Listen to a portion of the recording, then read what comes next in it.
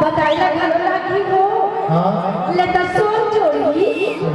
तोर घर में मेरा गवान आज शादी हो के सब हो के करत पड़ी वाला बना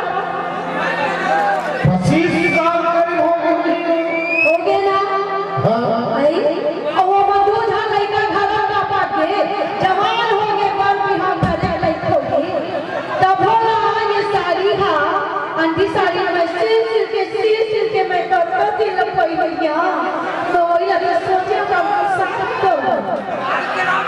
साथ में और लेवा थी तय बाप चुप मोर बोले दे ये घुमरा बना हसमो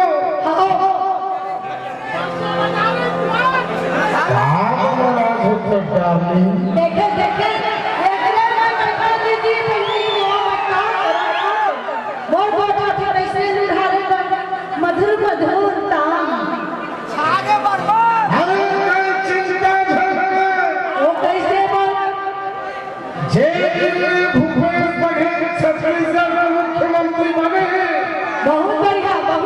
है बने 2500 के समर्थन के आधार पर खरीदे थे बहुत बढ़िया व्यवस्थित बेचारा पूरा धाम में मंडी में देखा पैसा का ला जाऊंगा दे तो खाता में खाता में खाता में जाने क्या है ये दाम तोड़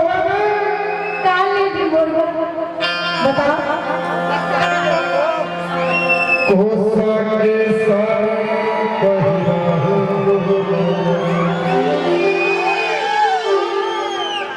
चांदी के सारे पहिया सोने के कमरा पहिया